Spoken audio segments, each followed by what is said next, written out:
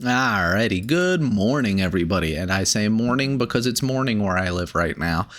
It's going to be afternoon when this video releases, but this is going to be part 2 of our breakdown videos. Of course, we already covered Kiribayama, and now we have to look at the person he beat in that playoff, Daieisho. And Daieisho, he's a former Yusho winner. Now he has a Yusho playoff loss, and it's not like he's any kind of a slouch. He's a very good sumo wrestler in his own right. It's just a matter of that Oshizumo, that pusher thruster sumo. It is a very inconsistent style, which is why when an Oshizumo wrestler gets this high, it's usually like 50-50 coin flip whether or not they're going to actually perform well, because are they going to be able to outplay their opponents by putting the hands up on the neck first, or are their opponents going to outplay them by parrying and deflecting those attacks first? And that's a very large simplification of the process of Oshizumo, but that's what you're going to notice here in Daieisho's tournament here. A lot of his matches are simply straight from the tachi. Does he have a good tachi? Yes, that means he wins. So it's kind of spoiling this entire breakdown for you, but most of these matches are going to go, let's see, does he have a good tachi? Yes, he gets the hands up to the face of, this is Nishikigi right now, and then from there, he just pushes him out by pushing at the head and chest and neck, There is a lot more technique and strength in it than I am currently speaking into it, of course, because it's not just about get the hands to the face. It's a lot about, putting your hands in the right spots to make sure your opponent can't defend. And usually those places are the neck, are the shoulders, so they can't use their arms. And then afterwards, the follow-up is usually to the chest and to the stomach, because that's where the center of the center of mass is, and that's where you want to apply a lot of the pressure. Now, of course, that's going to change depending on how tall your opponent is or how small and fast your opponent is, because, as we've seen Daieisho versus Terunofuji, which is a matchup we will be seeing in this next tournament, and it will be an important one because Daieisho will only need 11 wins for Ozeki. You're going to see Terunofuji very weak to the neck thrusts. If you try to attack his stomach, he'll just grab you and pick you up by your arms. But if you attack his neck, that immediately throws him off balance. Whereas other rikishi, if you attack the shoulders, if you attack the chest, some of them have shorter arms. Some of them can't really keep up with the speed of the thrusts. So even though the overall strategy here is slap them in the face over and over again until they lose, you're going to notice, especially in Daieisho, there are a lot of little things that has to be done differently for each matchup. And throughout these 15 days, these 16 matches, you're going to see how he wins, how he loses, and why some people may not be confident in him getting Ozeki, even though he only needs 11 wins. Although I do think it is more possible than not. So let's get into this first match of the tournament, Daieisho versus Nishikigi. Let me lower the volume just a little bit because we're going to go through these like we usually do. Full speed for the first one, maybe the second or third, and then we'll slow it down and use our little John Madden tool here. Let's do blue for Daieisho and yellow for all of his opponents. So in this match, Daieisho gets both hands up to the face, and even though he is deflected, he continues to apply pressure to the stomach afterwards, and that's exactly what I was just talking about. Because right off the tachi, Daieisho, you could see he is leaning very far forward. He gets the big left foot to drive. He has these knees low so he can drive forward using these knees, and again, that's something I go back to from my football practice a lot. You want to be able to get low and drive these knees high so you can pound back on the dirt, get that pressure going forward, and that's why this is a really good starting position. Hands up high to the chest, up to the neck, whereas Nishikigi, you can see he does try to throw these forearms down and inside so he can lift them up and deflect the attack, which does kind of work, but because of Daieisho's overwhelming stance going forward like a spear, Nishikigi immediately gets stood up pushed back, and from there all the momentum is in Daieisho's favor, because even on this follow-up here you could see Daieisho still has the big right hand up to the face of Nishikigi, and even though Nishikigi is using this left to try to push him off to the side, which does kind of work for a quick second, it stops working pretty quickly because, like I said, Daieisho, he's the one that gets the follow-up thrust across the face. It does indeed get deflected by Nishikigi, but the momentum is already against Nishikigi. Nishikigi, you can see his back is straight up. His legs are in a very wide, unusual stance. Like, this is not a very good position to be in. Sure, he is doing the thing I like to see where they widen their feet so there's more surface area, more friction against that foot so there's less pushback force, but the legs are just in such an awful spot. Like, the bottom of the foot is showing here, the side of the foot is what's on the ground. It looks like he's about to stumble forward and is using this force that Daieisho is putting into his chest to stay afloat. He's already on the back foot. It's obvious enough. He's lost all of the momentum. So all Daieisho needs to do from this spot is he regains his footing and he's going to keep attacking that chest. And you can see, even from this angle, his feet are back, this foot is stepping forward, and his body leaning forward. You can't really see from this angle, but basically his body is still leaning forward.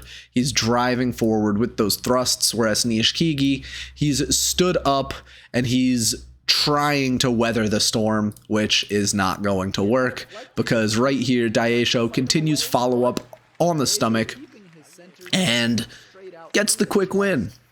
A very quick first win for Daieisho, and that's not to say Nishikigi is bad in any right, but, you know, outclassing Nishikigi right there. This next one we have Wakataka Kage, who started off 0-1. We all know he went 0-5. Pardon me. I'm not getting sick or anything. I already got sick like last week or 2 weeks ago. I forget. But Wakataka Kage, you know he's no slouch. He is one of those smaller guys, quick and agile, but there was the question coming into this, was he fighting injured? Which it didn't seem like he was, but then of course he did get injured, and we do have news about that too.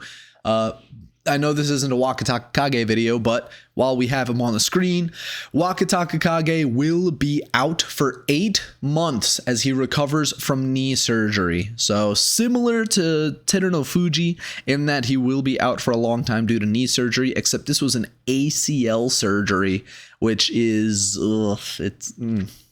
really sucks to see. But because the Onami brothers are going to need to keep that, what's the word? Parity? We're going to need 2 salaried Onami brothers, so that means Wakataka might make it to Judio. But back to Daieisho here. Again, same strategy you're going to probably see come out here. Daieisho down and ready first, and you can already see this explosive start. Getting high up to the neck, Wakataka Kage can't do anything to resist it, and it's as quick as 1, 2, 3. 1, right off the tachi-ai, both hands up to the neck. Daieisho didn't take a big first step, but he is leaning forward, and that lean forward is getting all that pressure he needs. We see Wakataka Kage gets this big first left step that we like to see, and usually from here he would follow up by bringing this foot forward, but because the rest of his upper body is now stood up and he's taking all of the pressure this way, he has nowhere to go but backwards, and because this base is already out front, he needs to stumble back, reel back, catch himself, and it's as simple as he won the tachi-ai. Daieisho won the tachi-ai here, and there's nothing much more complicated after this. We could see Daieisho pulls back the left hand and then attacks the rib cage of Wakataka Kage while keeping the pressure up on the face as he's shuffling these feet forward. And that's something that we like to see, is he's not taking these massive steps. Just watch Daieisho's feet here. He's not taking massive steps forward. He's keeping these feet low to the ground, and even though they are covering a lot of distance. They're not coming too far up off the ground, and that means he is able to like dig them in at any moment so you can push again off of that foot.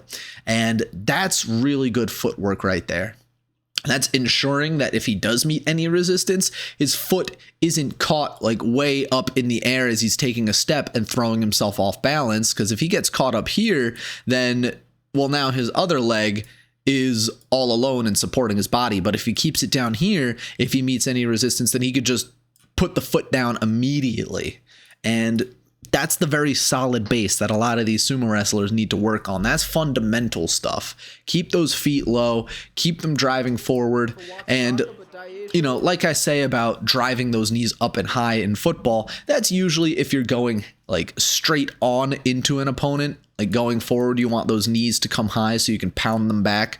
But when you're at an angle like Daieisho just was, where he's kind of going around the side, you want to be able to shuffle that foot instead of go for the big step, because at that angle, you're on a pivot foot and you're bringing your entire body around. Whereas if you're going forward, you're simply just moving forward. You know what I mean? I might have made it a little more complicated than I intended to, but the gist of it is, you know, different footwork for different situations. And Daieisho already in these two matches, you see he has some pretty good footwork. Wakataka Kage did not have the strength to resist the push, and Daieisho gets 2 quick wins. Does that mean this video is going to be pretty quick? I hope so. Daieisho versus Ryuden coming up, and Ryuden also struggled this tournament. Same thing right here. Daieisho has that long angle, and attacking the neck is able to just get the simple push out. And now this one, usually in Oshizumo, what you'll see a lot of is slam, pull the arm back, slam, pull the arm back, slam, pull the arm back, and just keep on attack, attack, attack. But this one was more of a slow burn attack because he only really gets the thrust at the Tachi-ai here. You can see right off the Tachi-ai, nice right foot forward. It was a small step, but now this allows him to drive those knees, push forward, and he does have these hands inside already. And that's 3 matches in a row he gets those hands inside. He doesn't attack the neck immediately like he did against Wakataka Kage, but instead you'll see here he does slowly push up Ryuden. He uses those elbows, those, you know, straight arm muscles to push Ryuden up, gets both hands up to the throat, and this foot a little too far back for my liking, and he does need to bring it forward. But overall, this is like we saw on day 1 against Nishikigi. Nice stance. He's driving forward, pushing forward, leaning forward, using his opponent as the base here. And maybe if Ryuden takes the step back and slaps down on the arms, Daieisho, because of this back foot being so far away, he just falls and stumbles over. But that's not the case here, because Daieisho is driving these feet forward. It was a small step forward, but driving those feet forward. And now this is where it's kind of risky for Daieisho, because these knees are not really that bent, and usually you want to be able to sit back on your hips, have these knees bent so you can, like I say, drive those knees, drive forward. And this is kind of what Abi does, where he gets up on these tippy toes, he extends the entire body in this one massive push to the face and neck, and usually you see Abi lose because he gets sidestepped. But Abi is kind of quick enough to be able to catch himself sometimes, whereas Daieisho here, I wouldn't say he's as fast as Abi, but he is maintaining all of this pressure, and he's using Ryuden's own body to support himself. He's grabbing the elbow here, he's grabbing the face up here, and Ryuden, even though he is trying to turn Daieisho to the side, applying pressure to this armpit, it's not strong enough. He does pull that arm back from the face and reset it down low, and when he does that, he attacks the face with his left hand as well. So he switches from going low with the left, high with the right, to the opposite of that, going high with the left, low with the right. That follow-up is what gets him this next big push. He resets his base a little bit to be a lot better. I would say I still don't like going up on the tippy toes like this. It's just too dangerous. But once he starts driving these feet forward, you can see he's re-squared his body. It's not off kilter like it was a second ago where his shoulders were like in this position. And now this is the solid base he needs. From there, he pushes Ryuden away. He pushed him away, and then Ryuden, because he's leaning so far forward against that attack, that pressure, not that pressure, but that momentum he was trying to build against the push, Daieisho kind of uses it against him because, and this is something I explain on almost every single video, when you're being pushed up high to the face, you are going to be pushing against that with your upper body to resist it. So when Daieisho let go for a second to re-thrust, that's when Ryuden, his entire upper body, stumbled for just a second, and as a result, that allowed Daieisho an easier time in getting the follow-up up high to the face, where he gets the push out. So 3-0 for Daieisho, and you know, it looks like they get into that one really quickly. It looks like there isn't too much happening at first glance, but Oshizumo is really where you need to pay attention to a lot of those little things. So let me take another quick sip. And day 4, Daieisho versus Mitakayumi. Not going to get a very good shot of this Tachi because I was a little hasty in my transition in the video, but we'll take it full speed from here. Daieisho, same thing, getting a lot of good follow-up to the neck and chest of Mitakayumi. Mitakayumi isn't able to really withstand those charges, but he does manage to survive a little bit longer. Steps to the middle of the ring, but Daieisho's attack is simply too strong. So let's go back a little bit. Right off the Tachi, we're going to try to get it in the fade in. Daieisho once again gets the better of the Tachi. Head low, hands up to the throat. And we're going to keep saying that over and over.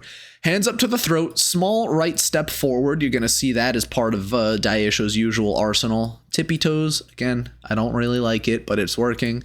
And he's going to just keep on attacking this throat. Now is the day he pulls back attacks, pulls back attacks, pulls back attacks, and continues attacking Mitakayumi's chest and neck area.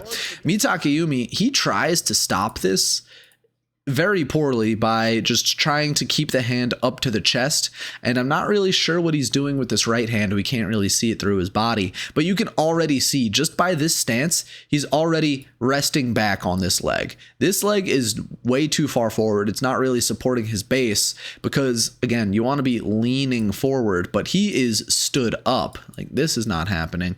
This is what's happening. He's being stood up. He's resting back on this leg, which means, you know, he doesn't have any forward momentum. Because he has no forward momentum, all he can try to do is catch Daieisho as Daieisho continues to pound away. Pull back, thrust, pull back, thrust, pull back, thrust, over and over and over again, and that's how Mitakayumi gets all the way down here. Now, in order to avoid this, Mitakayumi, you can see he delivers a slap right here to the armpit of Daieisho and tries to retreat around the side of the ring, but Daieisho has some pretty solid footwork. Watch the feet here. Daieisho keeps the feet low to the ground and is able to pivot around on this foot here to pursue Mitakayumi as Mitakayumi tries to retreat around the edge of the ring. So because of that, again, keeping these feet low to the ground, making sure that he can get a lot of small steps in to keep adjusting where his foot placement is. And that is how he is able to keep up with Mitakayumi in Mitakayumi's retreat. And from here, he's going to do what he was doing earlier in the match. He's going to keep delivering blows up high to the face. He throws his entire body into it a couple of frames ago. Let me back up. Oops. Let me back up to that point.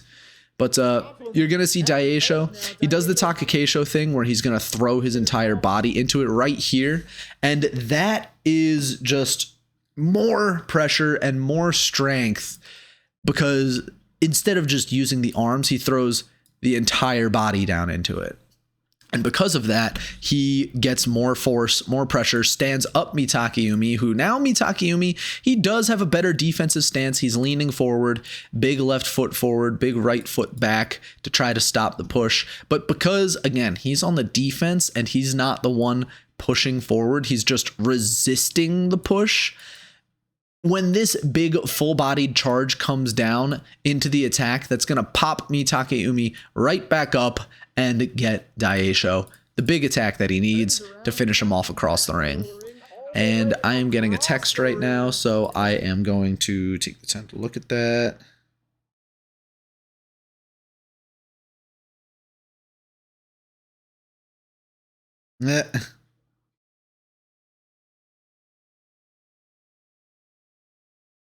It's just a princess texting me from work. That's gonna be the Daieisho win. Yep, Daieisho 4-0, and you could say he's doing his brand of sumo, and he's looking really good while doing it. There really isn't any resistance to what he's been doing. But now we have Daieisho versus Shodai. And Shodai, he was known before becoming Ozeki for his big defense. He would get pushed back all the way to the edge every time, and then he would win because he would not only have his big body, but also the support of the Tawara underneath his feet, so he can get the big defensive play at the edge. Generally, Shodai, much bigger, taller, stronger against some people. You know, I don't really know how much these guys bench press on the daily, but you could probably argue that Shodai is the physically stronger rikishi compared to Daieisho. But honestly, I forget the results of this match, and if truth be told, I would think Shodai wins this. But let's take a look here. Daieisho getting high to the chest and neck, and well, I had a terrible prediction right there. Let's watch that at full speed one more time. This does play out similar to how Daieisho wants to attack taller opponents, which there are not that many taller opponents, but this is the perfect game plan against them. You're going to see Daieisho, he not only attacks the face and the neck, but you're also going to see, like, he's going to drive the heel of his palm up into, like, the cheek and the nose, and that's really going to disorient the opponent. Like, you can see he's cupping the face right here, trying to get this thumb into, like, Shodai's nose. So that, what you really want to do here is get that face up high and make them as uncomfortable as possible. And you can already see Shodai is making a crescent moon going the other way. Like, you can have the DreamWorks kid sitting here on his heel going fishing in the middle of the night.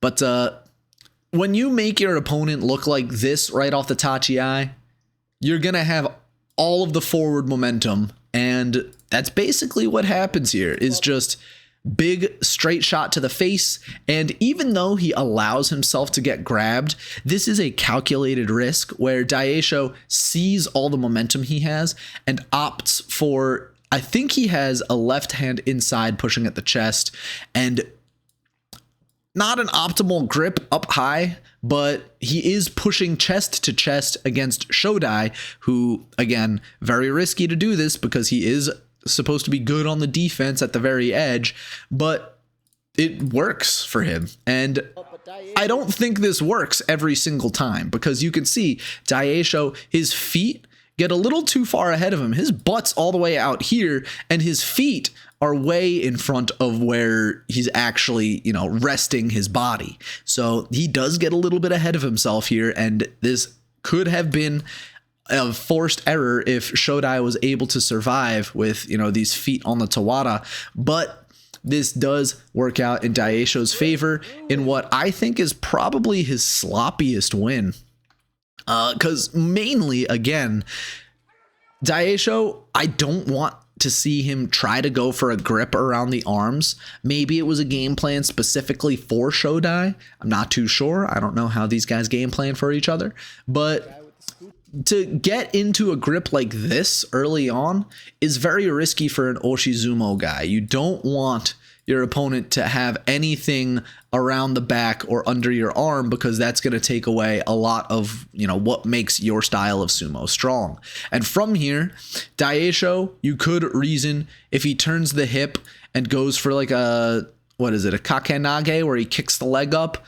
That's a possible move here. I don't think I've ever seen Shodai go for it, but if this is against Aqua, maybe he does. But, just a risky situation to put himself in. And then from here, he does, like I said, he had the bad footing, but he does manage to bring it back around, re-square himself up. But if he doesn't get that foot back, and if instead Shodai puts this foot forward to trip him, well, now Daieisho's falling on his ass. So very risky attack to get this 5-0. And, again, I don't like that from Daieisho, but it worked out in this situation. I don't think it will work out in every situation, and that's not a full-on attack I would like to see from him. But again, you have to consider probably what I mentioned earlier, how Shodai is good on the defense. He probably thought he needs to end the match as fast as possible and not let Shodai get any kind of defensive momentum in his corner. So he needed to go for that all-out assault, like very high risk, high reward, all-out assault. Because if he lets Shodai survive for even a bit longer, Shodai can catch himself and can possibly do something at the edge. Now we have Daieisho versus Kotonowaka. Kotonowaka, I loved to see him perform this tournament. It's a shame he finished only at 9-6. But Daieisho 5-0 right now. One of the front runners, and definitely setting the pace for the rest of the Sanyaku at this point. Because, we have an 0-5 Wakataka Kage, and the rest of these Komusubi are performing really well. This tournament early on was dominated by the Komusubi. And this was the two top Komusubi going at each other at the time. So, why am I saying Waka? Kotonowaka, that's probably why, because the Waka kanji is right up there. Kotonowaka versus Daieisho. Daieisho seems to have gotten the worst Tachi-ai there, and now Kotonowaka tries to lock in the grip around the back, but Daieisho manages to get the step back slap down in what should have been his first loss of the tournament. Kotonowaka not being able to finish that off. And even though this was a win for Daieisho, every single point up until that win, this was awful for him. Like, he has a bad Tachi-ai. He lets Kotonowaka get the grip on the belt, but he does manage to slip away at the last second. And I think this was more of a Kotonowaka error in terms of losing than it was a Daieisho victory. But hey, a win is a win, and we'll see it once again here. Daieisho, he doesn't get that right hand up inside. That's the big first thing you can see right here. He doesn't get the right hand inside. Instead, he attacks the bicep of Kotonowaka, while Kotonowaka brings the arm down.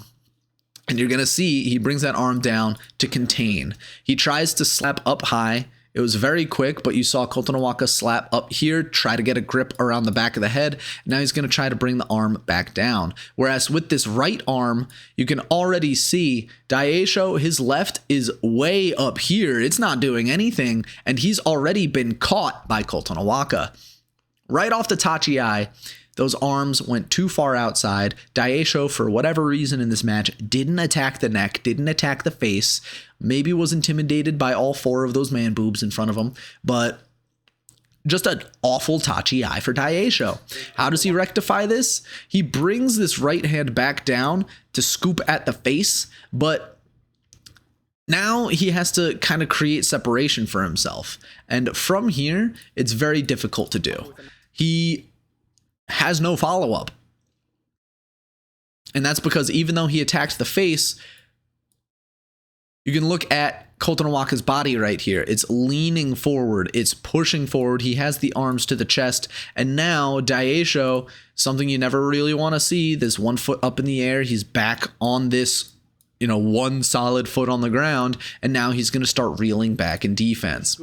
Because of this, he does manage to get his other foot down, but now he's completely off center. His feet, hips are pointing in this direction. His shoulders are trying to turn back around, or maybe trying to turn back around this way so he can re-square up. But Kotonowaka, at this point, all he needs to do is give Daieisho a big old bear hug and not let him go, thus completely nullifying Daieisho's attack here. And he kind of does. He gets that grip underneath the arm. I'm not really sure why. Well, actually, no, now I can see it. Daieisho jumped up a little bit to try to get this leg around the back of Kotonowaka, but it's not like he has forward pushing momentum, so hooking this leg is not going to trip Kotonowaka backwards. Not really sure. Well, actually, what he could be doing with this is stopping Kotonowaka's momentum by, pulling himself in on this leg, trying to just make the push a little more uncomfortable, but it's not really working here. Daieisho pulls it back, re-squares up, but again, he's already grabbed. This is a very bad spot to be in. Of course, it's not a very deep grab, but it is a grab nonetheless. And Daieisho, even though, look at this position. This should be 100% Kotonowaka.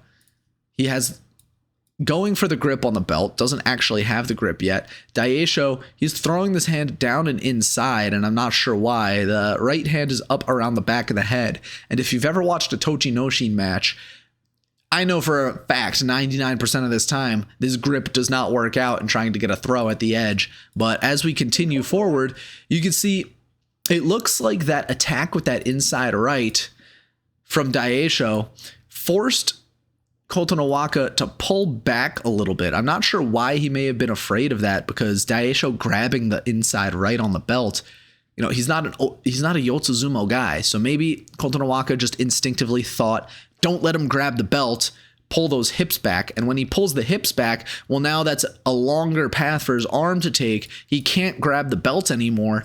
And now Daieisho is applying pressure to the shoulder instead of the back of the head. So this may have been an instinctive misplay from Kotonowaka here, thinking, I can't let him get the grip, I need to back up a little bit. But backing up a little bit is what gives Daieisho the space he needs to go on this retreat, pulling back, and you can see pulling at the arm. It looks like a Katasukashi attempt here. Really good footing around the edge of the ring, and from here, this was a Kotonowaka throw. By all means, he threw away the potential victory. And it really comes down to what happens in this moment when Daieisho goes for this grip on the inside right. Why does Kotonowaka pull back here? You can see inside right for Daieisho. Kotonowaka, sure, he doesn't have a grip on the belt, but if he can keep this bear hug locked in, this shouldn't be a problem. But you're going to see this right foot back up a little bit, and Daieisho does have room to back up himself. So this may also be Daieisho pulling a little bit on that shoulder and putting Kotonowaka in a more uncomfortable situation. So if we go forward frame by frame here, we can see exactly what happens here. And it looks like, Kotonowaka pulls that right foot back, while at the same time, Daieisho pulls on this left arm up here. So I think it's a combination of just a bad read from Kotonowaka and really quick thinking from Daieisho here. At first, I was thinking this was all Kotonowaka losing, but now I see it is a little bit of both. Kotonowaka pulls the right foot back and pulls those hips back to try to avoid the inside right grip, but in doing that, that allows Daieisho to continue that pulling attack on his right arm, and that allows him to pull back for the win. And again, really good footwork right here. Look at these feet from Daieisho. Really good stuff as he pulls back, gets the slap down. And I do maintain that should have been a Kotonowaka win right there, but really just that one small moment lost it for him. He loses the grip. He loses, all of the momentum he had, and then he allows himself to get pulled down. Really unfortunate to see. The better start for Kotonowaka. Daieisho was able to regain control and step back, slap down. 6-0 for Daieisho. Next up, he's going up against another well-performing Komusubi in Wakamoto Haru. Daieisho. Will Daieisho stay undefeated? Daieisho, solid charge forward, but that's exactly what I was talking about earlier. He's the one to get sidestepped now, and he falls on his hands, even though he had the better Tachi-ai, and we can watch this at full speed once again. Had the better Tachi-ai, but didn't have that solid base, and this is the Abi problem I was talking about earlier. When your body is so far forward and your feet are so far behind you, it's very easy to just get sidestepped and fall. And that's exactly what happens here. And there really isn't much else to say about it except, good Tachi-ai. He's keeping these feet low. This is exactly how he's been winning. And, this even goes back to what I said before the video started, kind of a 50-50 coin flip. He has Wakamoto Haru up high on this back foot being stood up, but Wakamoto Haru with this grip on the right elbow is going to deflect Daieisho to the side. And even though Daieisho had a really fantastic start here, you're going to see Wakamoto Haru pulls back this right shoulder, pushes forward pulls back that left shoulder, pushes forward with the right hand. And because Daieisho, his feet all the way back here, his upper body all the way up here, trying to, go for that assault to the face, if he had one more second before Wakamoto Haru pulls this off, then he gets the win. But, Wakamoto Haru just a little bit quicker on the uptake, does manage to get the defense on the Tawara back here, which is what we expected from someone like Shodai a couple matches earlier. And Daieisho finally gets punished. Wakamoto Haru with the win. Daieisho finally gets punished on that Oshizumo.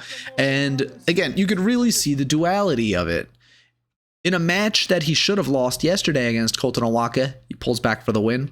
In a match that he should have won here, he gets sidestepped and loses. So that is why a lot of people aren't confident in the Oshizumo when it comes to future Yokozuna, future Ozeki, that kind of thing, because it looks a lot easier to lose. And again, although there are a lot of little things going on in each of their different styles, the fact that Daieisho performing so well simply gets sidestepped, it's like, yeah, this is the game plan. This is what you have to do to beat Daieisho, to beat Abi, to beat maybe not Tamawashi, because Tamawashi, like I mentioned in another video, kind of sits back on his heels when he goes for the attacks, except against like Teruno Fuji.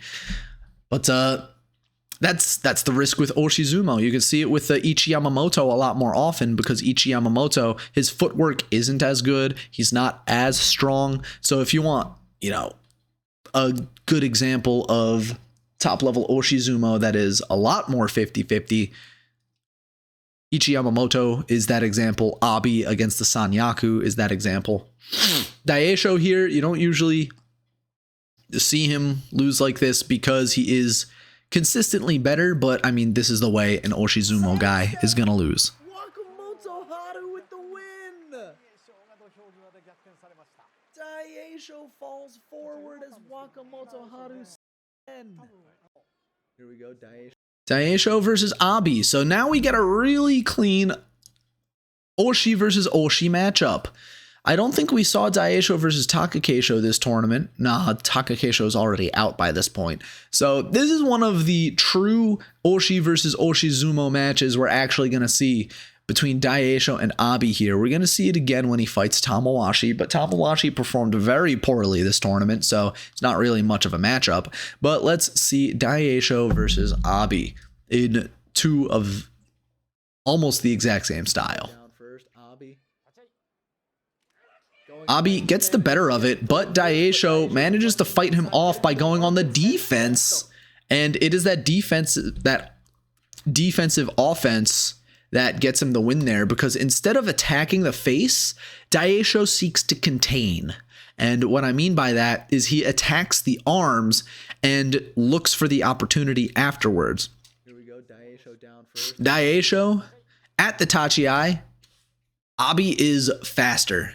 He gets those hands up to the chest. He's going to transition them to the neck, whereas Daieisho, he goes outside on purpose with this right arm here. And I gotta say, I kind of hate the WWE type camera angles that these dudes at Abema do sometimes, because you get shots like this.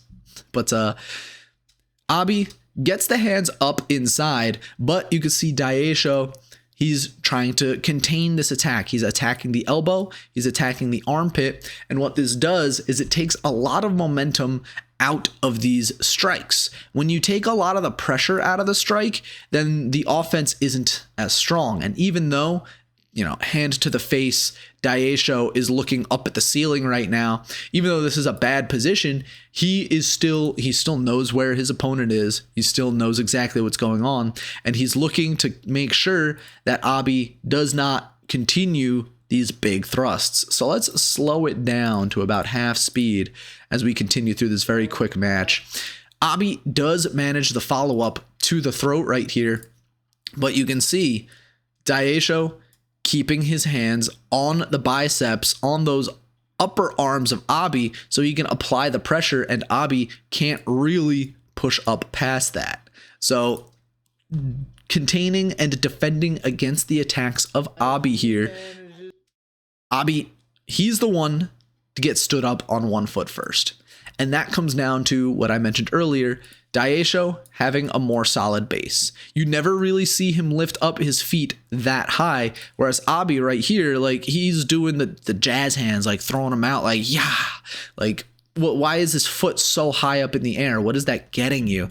And it looks like, you know, to analyze what he's doing, he's trying to get this big foot in the air so he can pound it back down and drive this right hand into Daieisho's face. But because Daieisho was playing defense from the start, this left hand up underneath that arm already. He's grabbing the bicep, the tricep. I think you can kind of see his fingers right here, but he's definitely deflecting this attack and making sure that it is not as strong as it can be, while at the same time, because of this pressure, is what's getting Abi's foot so high up off the ground. Because of this, Abi, not a solid base compared to Daieisho's solid base. And from here, Daieisho, all he has to do is turn this match on its head, and there it is. Another good parry, and this time it is a much more solid parry. He's actually sending Abi flying to the side with this one. As you can see, his right arm is being thrown all the way to the side. And Daieisho, instead of trying to go for a thrust, he pulls himself in using the grip under this arm. Can't really see what this right arm is doing, but I have to imagine he's trying to grip the side, the stomach of Abi. And because Abi, again, a lot more wild, a lot more reckless in his attacks, he's stood completely up. His knees are not bent. He's up on his tippy toes. This base is... what base? He's going to get blown over like a willow tree. And Abi is getting supremely punished for his wild and reckless attack against just a stronger LeoDSumo wrestler. Like, sure, both of these guys are Sanyaku level, but when you look at this position, and when you look at the match up until this point, Daieisho resting on his laurels, sitting back, taking the attacks, and now going on the attack. Well-timed, smart attack, and, you know, the follow-up didn't even need to be that strong because Abi didn't have a solid base. And that's really what it comes down to. Abi is the worst LeoDSumo wrestler, at the very least on this day. I don't have their head-to-head statistics in front of me, but at the very least, on this day, Abi was the worst wrestler. So now 7-1, one win away from from Kachikoshi, his opponent, 1 win away from Makekoshi. This is Tamawashi, another Oshi versus Oshi matchup, but like I was saying earlier, Tamawashi in his Oshizumo, you don't usually see him go up on these tippy toes like we see Abi, where he's like, you know, his toes, his heel, and then the rest of his leg. He kind of sits back on that heel and lets his arms do the talking. And, you know, he's got some powerful thrusts. So how is this matchup going to go for Daieisho? And Daieisho gets the better Tachi-ai, gets the better follow-up. Right off the Tachi-ai. Not a very complicated match, but a little less exciting than the Abi match.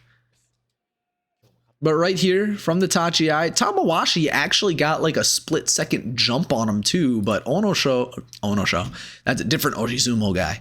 But Daieisho, he keeps his body low so he can drive up, catch him, gets these hands inside, knee, foot, driving forward, really good stance as per usual. And like I said, Tamawashi keeping those feet flat on the ground, that kind of forces his knee to be more extended than his opponent. So now, because he's getting propped up, his base is not really that solid. If he were to get the better push, then this would be a very good stance. But Daieisho got lower at the Tachi-ai, and from there, the follow-up, like Tamawashi already took a step back. The follow-up is as simple as getting thrusts to the face, to the chest, and making sure your base stays solid as you shuffle forward for the win. And that's exactly what Daieisho does. You could see, again, those feet stay really low to the ground.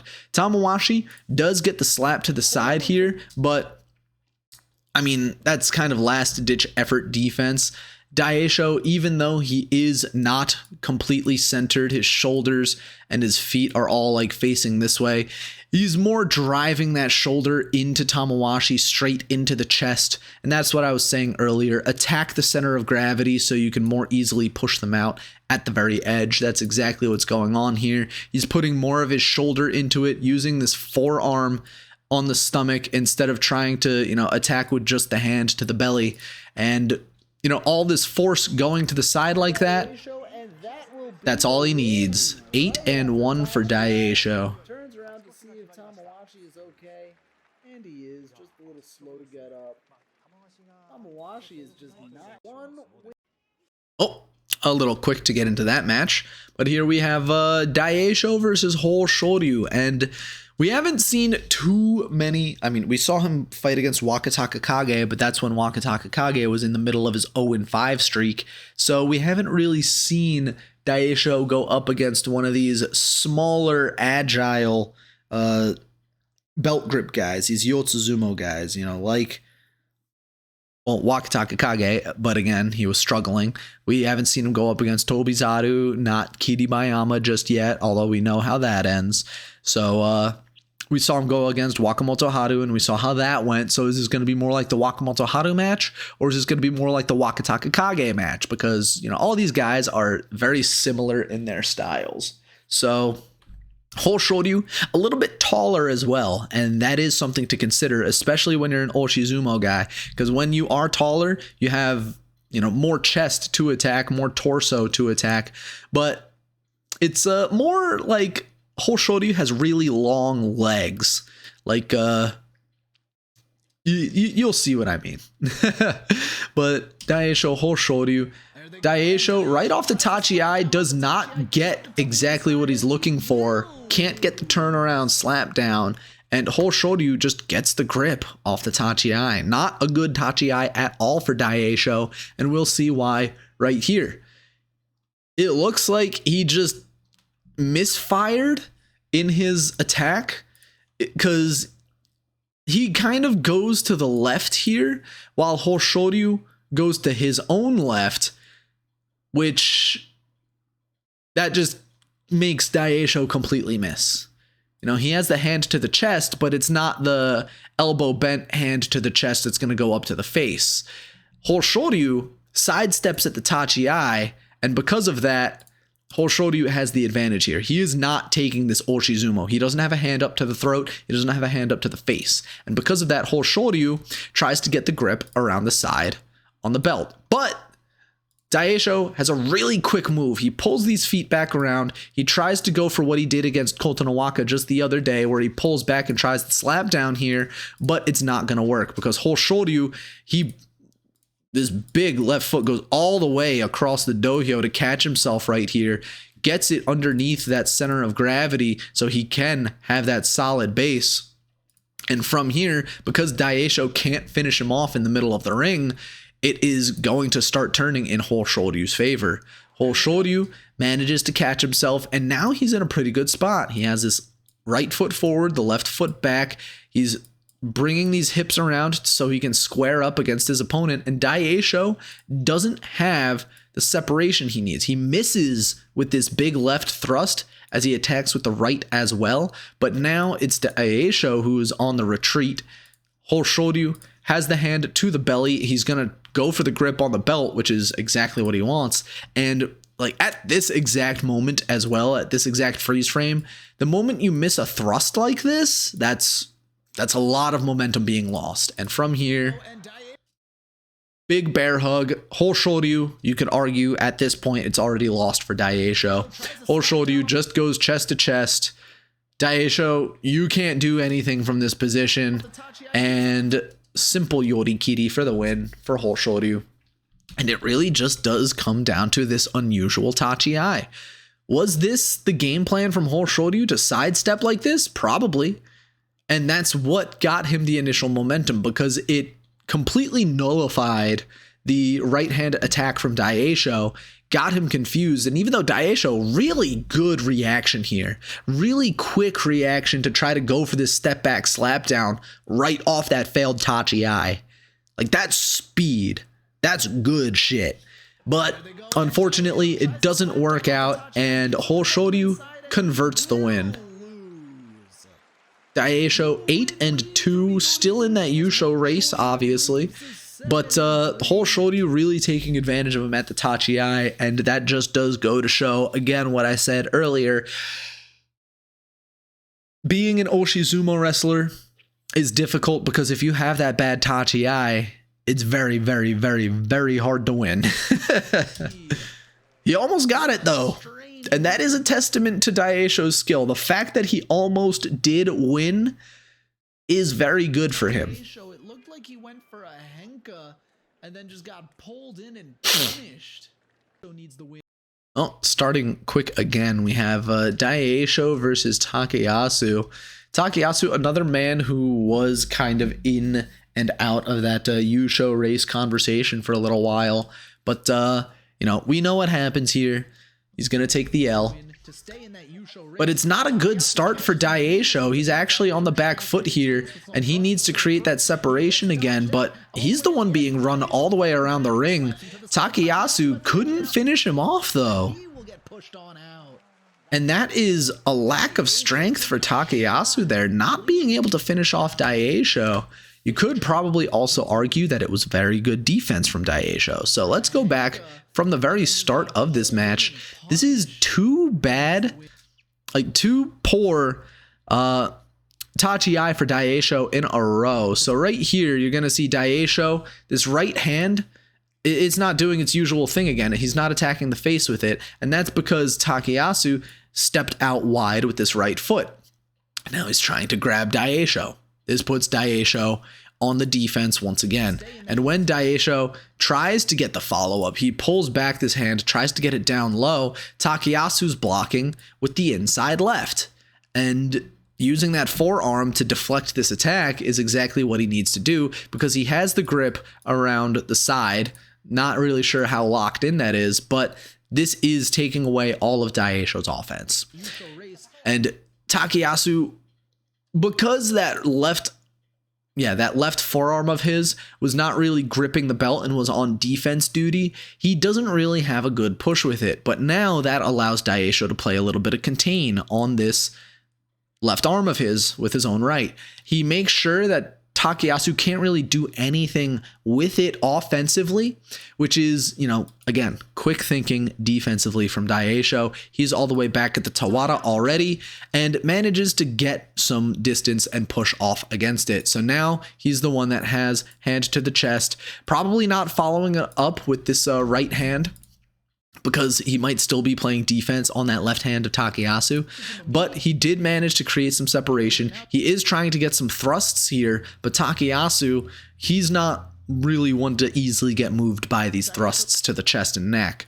So Takayasu follows up with his own thrusts, gets a good slap right here to the arm. He turns his shoulders back, slaps the arm with his forearm, but because he doesn't really have a solid grip to keep pushing down at the back of Daieisho, this does allow Daieisho to kind of get away from it. And although this is a really bad position to be in for Daieisho, he does bring this back foot around, re-squares himself up against Takayasu in just a few frames here, and really fast footwork. Like, that was crazy fast all the way over here and able to get the defense up in time against Takayasu. And Takayasu, the follow-up going too high with that left arm. He's getting completely deflected by Daieisho. Daieisho parrying these attacks quite well. And Daieisho, now he's attacking back as well. You can't be on the defense the whole time. He's attacking the face. He's pulling back for another attack, or maybe he's pulling that back to try to keep an eye on what's happening with Takayasu's left hand, keep nullifying Takayasu's left hand, but we'll see what happens in these next few steps. Daieisho, that's exactly what he does.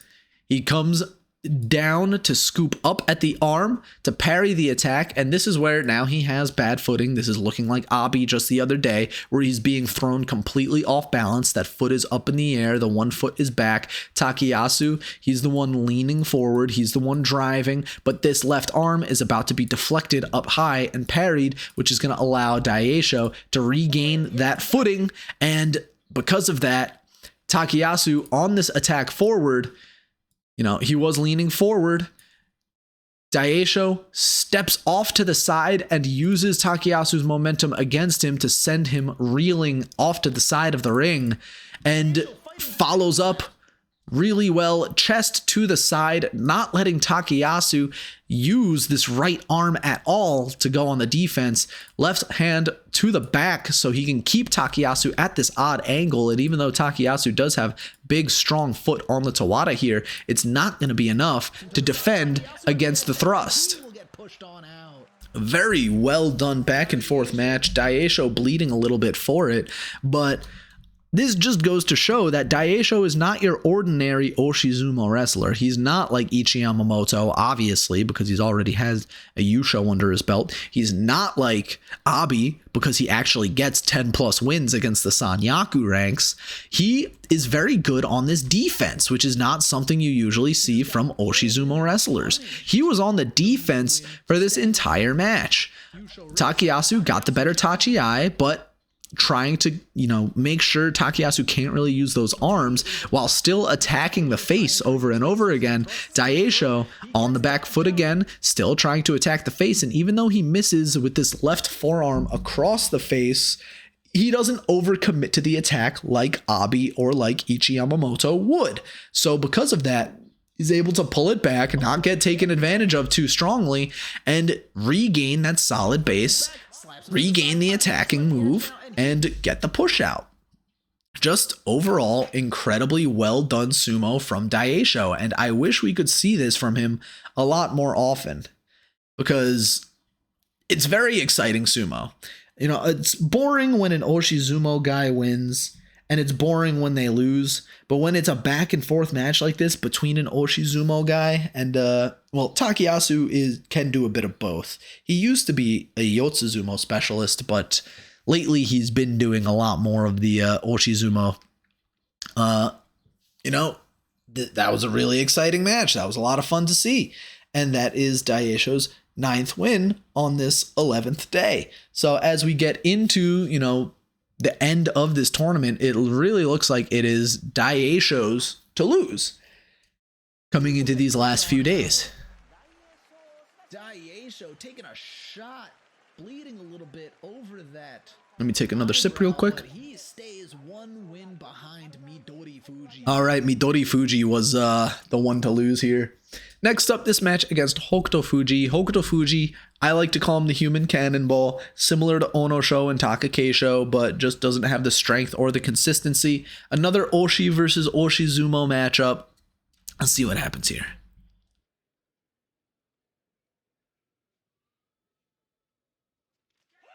Daieisho gets the big right hand up to the face, Hokuto Fuji on the back foot, and it was just solid follow-up. For the Oshidashi win. Just right off the Tachi-ai, able to attack the head and face, and, you know, not really much else to say about it. And it really does just come down to better Tachi-ai. He always gets this right foot just a little bit forward, and even though Hokuto Fuji, it looks like he tried to do what Hoshoryu did the other day, gets the big left foot out to the side so he could try to get to the belt, but Daieisho, using this right arm inside, is going to be able to prop Hokuto Fuji back up. You can see he's propping him up by the face right here, turning Hokuto Fuji to the side, and he's going to be able to, you know, watch the feet again. Good footwork, keeping the feet low, even though that was a big hop to get it over here. He's using that to get the hips low again, re-square up, so he can continue to attack consistently at the chest and neck. And from here, just watch those feet shuffle forward. Like that was really interesting footwork right there. Actually look at his feet the entire way through here. I'm even going to slow it down. He's like twisting his feet and slowly pushing them forward. It reminds me of that like episode of Bluey where they do the silly walks, the bee whoop. But just the way he like twists his foot and then pushes forward and then twists it so you can get the heel forward and then push it forward again. It's really interesting just the way they get these incremental advantages. And again, solid footwork, solid Tachi-ai. He's the better sumo wrestler in this particular matchup. Just well done for Daieisho. Daieisho versus Meisei. Meisei is former Sanyaku. He is former Sekiwake. But he really can't stay up there, which is a damn shame for him. Pardon me. I did say it was morning at the start of this video, so I did just wake up like 2 hours ago. Daieisho and Meisei.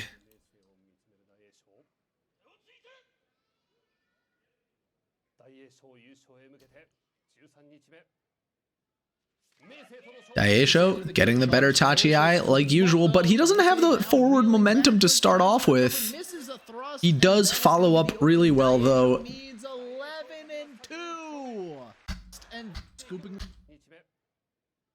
Let's watch his full speed again. Daieisho doesn't have the usual strength going forward, but he hops to the side and forces an error from Meisei right there, which to force your opponent to make a mistake is just as good as making a good play yourself.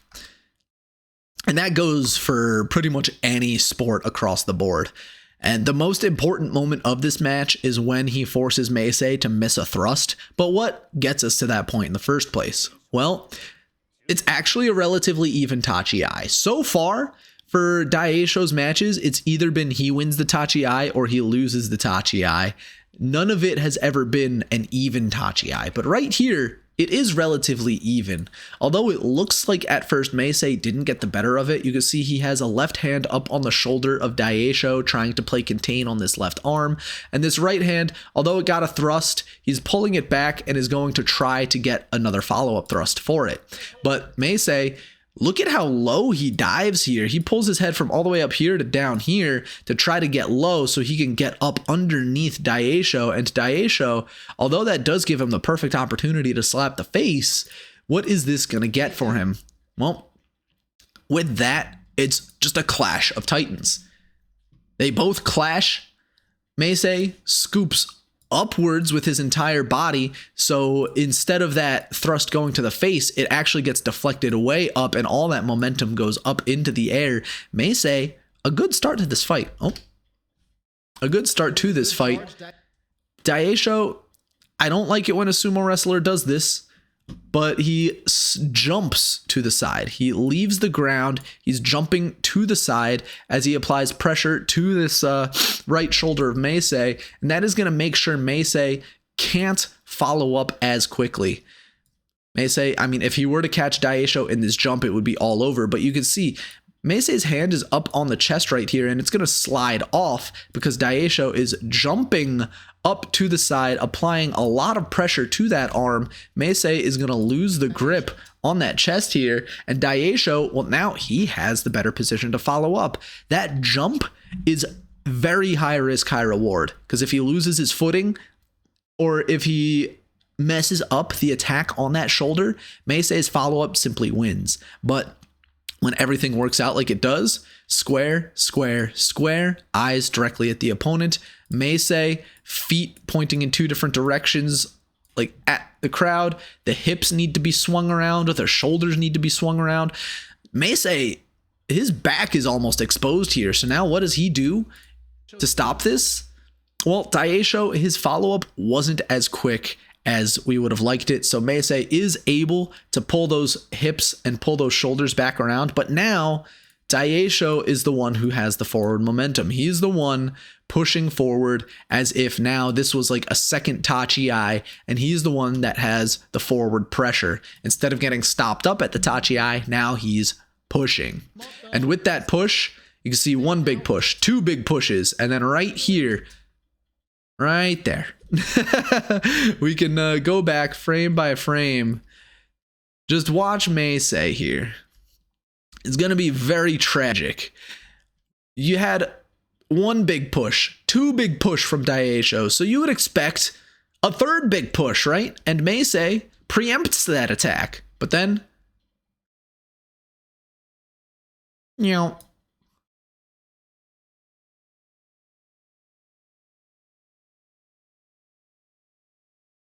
just completely misses.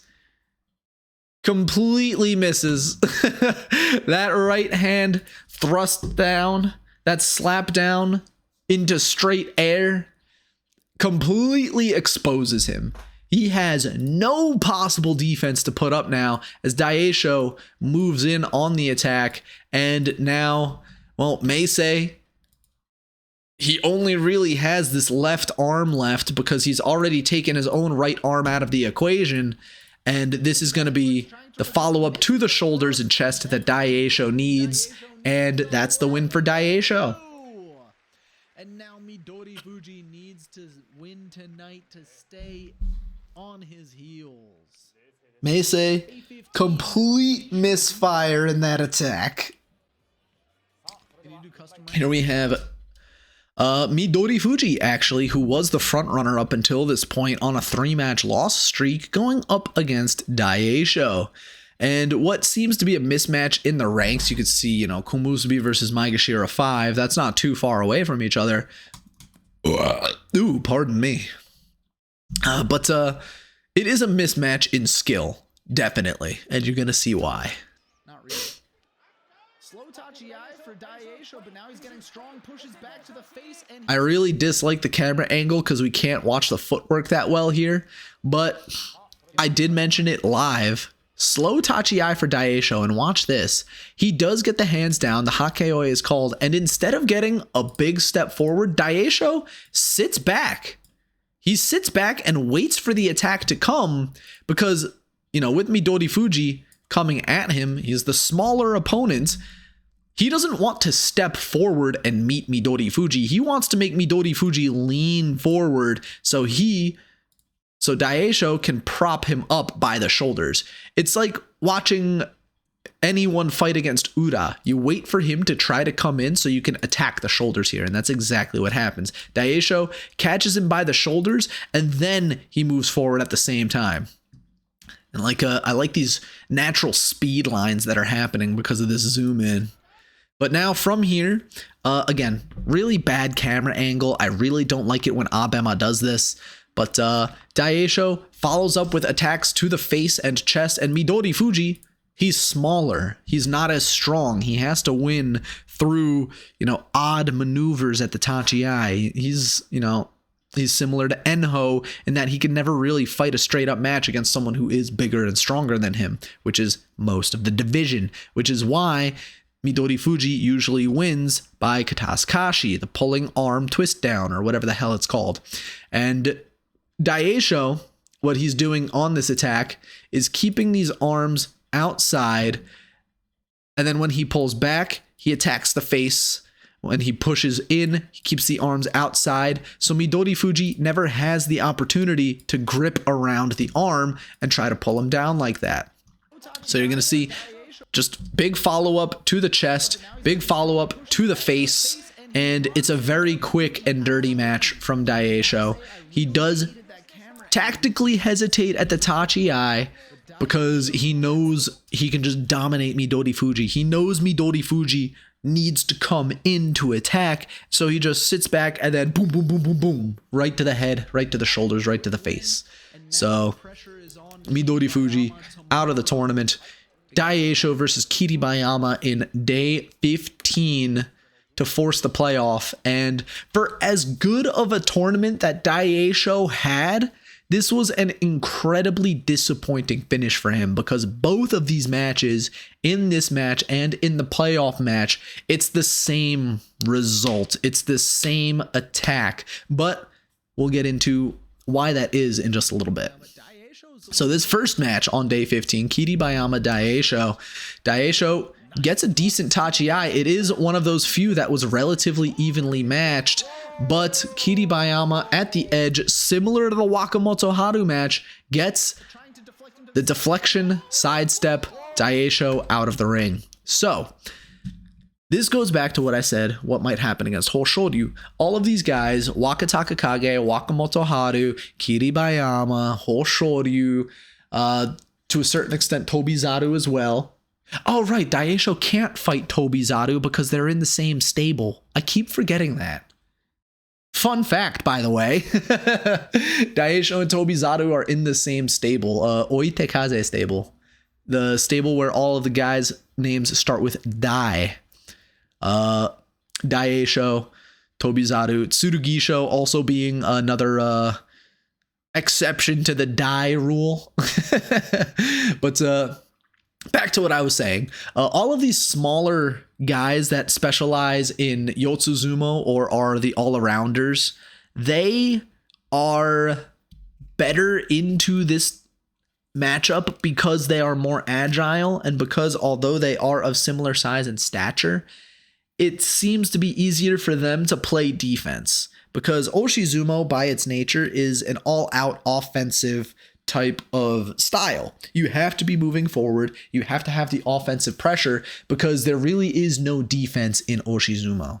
Whereas these other guys that I mentioned, they can play defense because, they're an all-arounder. They can do the thrusting. They can do the belt grip games. They can do everything. Jack of all trades, master of none, except some of them are a master of everything. And you'll see that when Kiribayama becomes Yokozuna later this year. But, that was the problem that he had against Wakamoto Haru earlier in the match. That was the problem he almost had against Kotonowaka earlier in the Basho. So does Daieisho change his style when he's on a roll? No, of course not. He's going to do his brand of sumo. And Daieisho is the one to go down first. Daieisho, much like in the Meisei match, it's a relatively even Tachi, and it's because although he does get this thrust across the face, you can see Kiribayama takes a big step forward, almost awkwardly so he can try to invade the space of Daieisho, and that is going to stop some of that momentum. So because now Kiribayama is getting inside that space uncomfortably, he's delivering a slap to the face.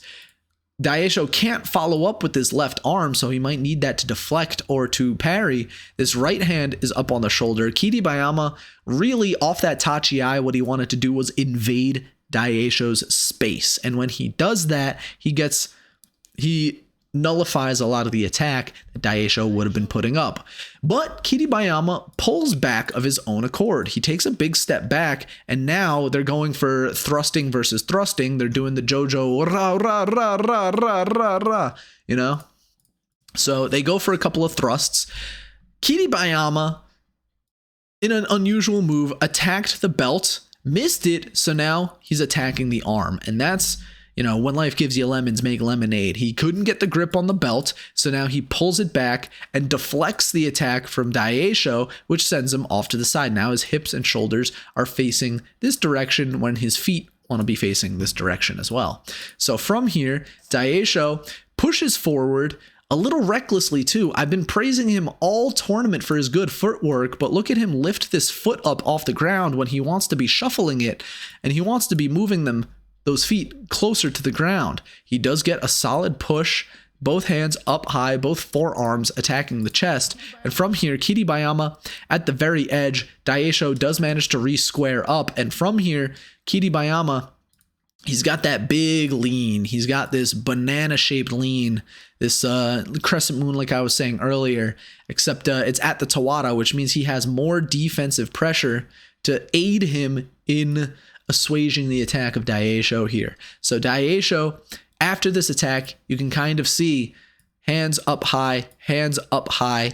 He's exposing his entire chest here for Kiribayama to be able to deflect him to the side.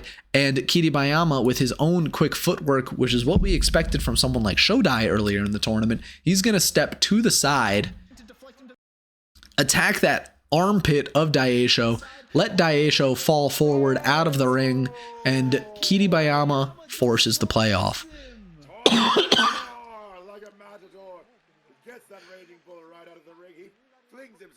And now the question is, going into this playoff, what is Daieisho's game plan going to be? And we even discussed it live a little bit. Is he going to change up his style? Is he going to try to go for something different?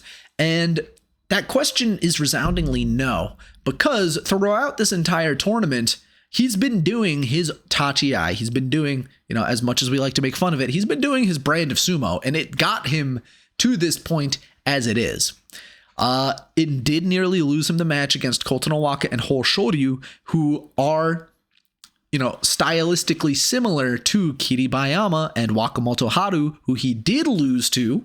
So that's why we were wondering, is Daieisho going to change his style? Is he going to switch it up here? Is he going to try to do something different? Because these types of sumo wrestlers seem to be the ones he struggles most against. So is he going to try to change his style to win the cup? Is he going to go for the henka like Abi did? Or is he going to stay with his brand of sumo? And I was saying live on the broadcast, no, he's going to stick with his own style, because now that he's lost in this way, he can make the proper adjustments to ensure that he doesn't lose in the same exact way. How stupid do I feel now that he loses in the same exact way in the rematch? So getting into the playoff, it's even going to be a quicker match, So Kiribayama, Daieisho, round 2. I should actually just get a little soundboard button for the round 2 from Mortal Kombat or whatever it is. Let me take one last sip of the video. And there's nothing more I can say leading up into the match, so let's just get into it. Daieisho with the same better Tachi-ai, but this time it's Kiribayama who had the improved follow-up. So in the previous match, Kiribayama had to go on a strange defense that he caught himself at the edge to recover from, whereas Daieisho, he didn't adjust his offense in any way. And so when making those locker room adjustments, you have to wonder, how do I change my attack? How do I change my defense? How do we switch things up so that I can win better, or so I can take advantage of my opponents? It looks like Daieisho didn't make any adjustments, whereas Kiribayama thought to himself, I'm going to let him do his brand of sumo, and instead of trying to fight with my brand of sumo, I'm just going to counter him. And so at the Tachi-ai, you see it perfectly. Daieisho, air quote, wins the Tachi-ai, but that's kind of because Kiribayama lets him. You can see hands to the shoulders. Kiribayama actually leans this left shoulder into the attack, and what he's going to do with that which is a very notable adjustment.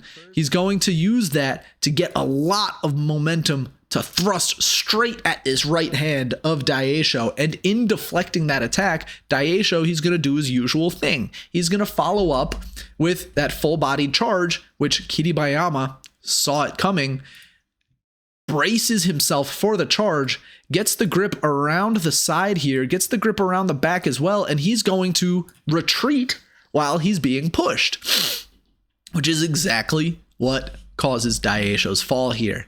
Daieisho was on that full out assault, and he does that full bodied attack, which you don't usually see him do, but that's something, you know, more Takakeisho-esque. He has a solid base underneath him, but this right foot might be too far back because while he's attacking, he's going to start getting pulled. Let's watch that. Wait, I made Kiribayama blue there and Daieisho yellow, and it's supposed to be the other way around. But watch Daieisho's footwork here. He takes that big step, that big awkward step, and he's being pulled now. So he needs to take that big awkward step because you can see Kiribayama has locked in the grip around this arm and is pulling Daieisho back. What can Daieisho do to recover here? Well, he needs to keep this footwork moving forward, and he needs to lean his shoulder into the attack if he wants to push Kiribayama out like that. The problem is if he leans the shoulder in, then that exposes his belt for Kiribayama to grab it, and you never want to give up your belt as an Oshizumo wrestler. Unfortunately for him, he can't keep up with the pull. He gets completely exposed, pulled down for the Yusho, and Daieisho, the mono-e doesn't really matter because we know how it ends. Daieisho hits the ground first. Kiribayama steps on his hand. But, you know, Daieisho had a very good tournament. Against the sumo wrestlers, you know, ranked below him, he obviously outstrengths and outskills. Against the sumo wrestlers similar to his skill level, it's a stylistic matchup. Is he going to lose against these all-arounders that can expose him like this? Those hands are down. That's Kiribayama. Stepped on his hands even. But if Daieisho wants to be a better sumo wrestler, he needs to have more practice matches against Tobizaru. Because Tobizaru is that style where, you know, although Tobizaru isn't as skilled as Kiribayama, as much as I hate to say it, Daieisho needs to practice more against that style of sumo wrestler where they can fight Oshi with Oshi, or they can try to, you know, go for Yotsu against your Oshi, because he needs to learn how to not get taken advantage of. He almost lost against Kotonowaka. He did lose against Hoshoryu and Wakamotoharu. He did lose twice against Kiribayama. And if Wakataka Kage wasn't having any, you know, knee issues, maybe he would have lost against him too. Which, you know, now Wakataka Kage is going to be nowhere near the top of the division because he's going to be out for 8 months. So that's not really a matchup he needs to worry about. But if we want to look at the Banzuke coming up for the next tournament, the names are mostly going to be the same. The new names he's going to fight against is maybe Endo. He's going to fight Takayasu again. He's going to fight, you know, Midori Fuji again. Maybe Endo. Maybe, you know, Ura. Teruno Fuji is coming back, but he already has a good matchup against Teruno Fuji. Takakeisho is coming back, so, you know, let me see if I can't pull up his matches against Takakeisho real quick. So, like, his head-to-head against Takakeisho is very Takakeisho-sided. So, you know, that's one matchup that he's going to struggle with. But it is head-to-head against the Yokozuna Teruno Fuji. It's actually relatively even. Teruno Fuji and Daieisho go toe-to-toe. So those might be 2 additional losses, especially if he loses again to Hoshoryu, if he actually loses against Kotonowaka. You know, he could easily go 9-6 at the next tournament and miss being Ozeki. But if he can find a way to keep practicing against these smaller guys, they're going on Jungyo. It is the month of April. They are on tour. If he can practice in these Jungyo against Wakamoto Haru, against Hoshoryu, against Kotonowaka, so he can be more prepared for that style of matchup. Because yes, I know he practices against LeoDSumo guys. He practices against Tsurugisho. He practices against, Daieisho. He practices against Tobizaru already. But he needs these higher skill guys. He needs these better sumo wrestlers. And that's, again, not to disparage his stablemates. But, there's a big difference between Daieisho and Daieisho. So, overall, really good performance from Daieisho. Am I confident he makes Ozeki? Not really. Like, he is coming off of 10-5, 12-3 playoff loss. But in that 12-5 at the previous tournament, he lost to Takakeisho. He actually lost to Meisei that time, but he's 11-3 in that head-to-head. Lost to Kotonowaka, lost to Tamawashi, and lost to Koto Shoho of all people. But then, he beat Takayasu, he beat Shodai, beat Wakataka Kage, he beat Hoshoryu, he beat Kiribayama. So that goes back to what I said at the beginning of the video. Oshizumo wrestlers are coin flippy. In days where, oops, I just dropped my ring. In days, like on this tournament, he loses to guys that he has beaten before. Maybe in the next tournament, he beats the guys that he loses to before, but then he'll drop a match to, I don't know, he'll drop a match to Ura, or he'll drop a match to Terunofuji, So it's really hard to say. Really, really hard to say. So overall, I don't know how to feel about, I accidentally took my clothes off. I didn't realize that. I'm just hitting buttons over here. So overall, I hope Daieisho does succeed. I want to see the rise of a new Ozeki. Am I confident it will happen? Not as confident as I am in Kiribayama. I'd maybe put him at like 60% odds of making it to Ozeki. But we'll see come next month. And that is going to be it from us here. Thank you very much for watching. I do plan on having a few more breakdown videos of Wakamoto Haru, because he did get the he didn't get the jun-yusho, but he was very exciting to watch. 11-4, 1 win behind, kind of robbed out of that jun-yusho. And as well, I wanted to cover Keen Bozan, which I don't know if I'm actually going to get to these guys, because I do want to cover their 11-4s, but I do have other stuff going on in my life, trying to apply for new jobs, because my current job is moving, that kind of thing. So we'll see. But thank you very much again for watching. I will see you later in the week, where we will have our lower division top 15 matches of the Daieisho, because there was just so many exciting matches that I wanted to show you 15 of them.